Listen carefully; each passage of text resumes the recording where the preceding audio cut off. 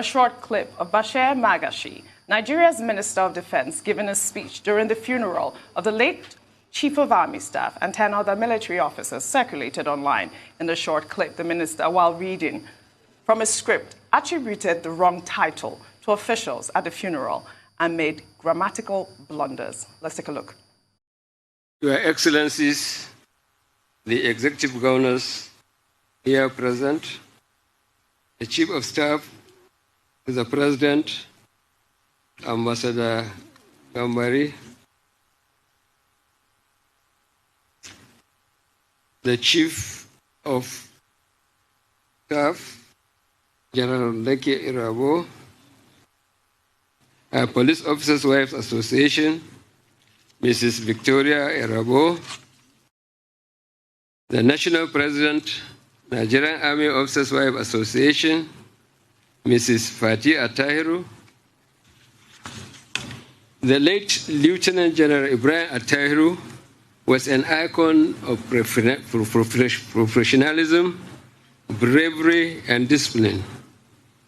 This irreparable loss is indeed a tragedy to our dear nation. On behalf of the Commander-in-Chief, I wish to extend his great displeasure or the sadness of today's solemn event. On this note, I wish to express my heartfelt condolences to all the bereaved families, the federal government, and the good people of Nigeria for this loss. I mean, this video went viral, Tunju. I mean, I don't know what happened there. Maybe the scriptwriters could have chosen simpler sentences or words. Heartless condolence. I don't know what happened there. I'm going to give him a break. I think everybody's been really mean. Not everybody is good at public speaking. It's not everybody's forte. And at least he showed up to the funeral, unlike some other people. So I'm really going to give him a break here. Okay, public communication is an important aspect of public life. So whether it's in the corporate sector or in the public sector. And what happens to many people is that they find themselves in a position of importance and they do not have the relevant communication skills to be able to engage the public. Now, in this particular case, Minister of Defense, the usual protocol is that first, once the speech is written, the boss should look at it. His staff should have taken him through it to make him practice.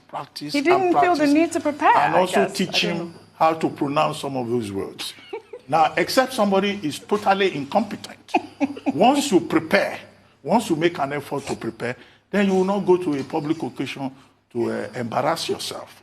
Now, the Minister of Defense of Nigeria, can you imagine the kind of rib-cracking laughter that will be going on in diplomatic circles in Nigeria, or even abroad? First, he started by saying the president was expressing his displeasure at the event. Displeasure, how? Displeasure that the funeral was taking place. And then somewhere along the line, he said, heartless felt condolence.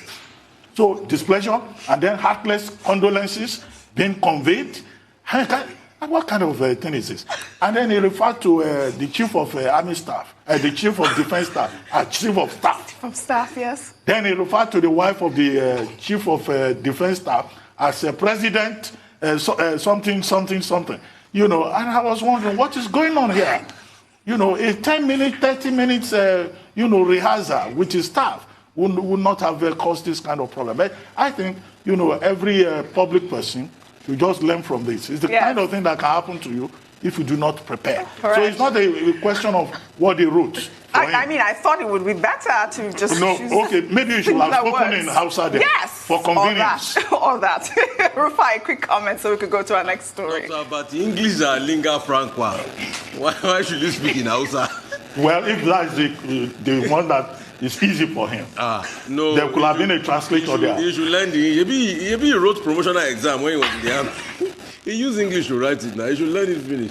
He should get brighter grammar, and the people that are writing his speech, they should get brighter grammar. That's what, because we've seen a lot of terrible speeches being written by government officials. You wonder, across board, what is happening. So they should all get brighter grammar. That book is very effective. It helps everybody in grammar. It can still work for them. But secondly, you look at the optics and you see the nonchalance by these people, and you get very sad for this country. If he's stuttering to give a speech in a very emotional situation, but this was the same person that boldly said in this country that we should carry guns and fight bandits now. This was the same person. But he said it boldly when he said it then. But how come at a time we need leadership the most, we need it to say the right words, then we don't hear those words? Comforting words. We don't hear those words. Is this the time to even read a speech? No, it's the time I think people should say, we'll put the speech aside and talk from the heart and say how we feel about those people that passed. I expected a moment of riveting oratory, to calm the nerves, to say things like, we'll never forget his sacrifice. But we don't hear words. But it's when they want to tell us that you people go and fight bandits. Now, who are they? What are they carrying? AK-47. That's when you hear their mouth will be sharp. Brighter grammar is the way anyway. Brighter grammar. Brighter grammar. Very good book, Oji. I recommend it for them. All right.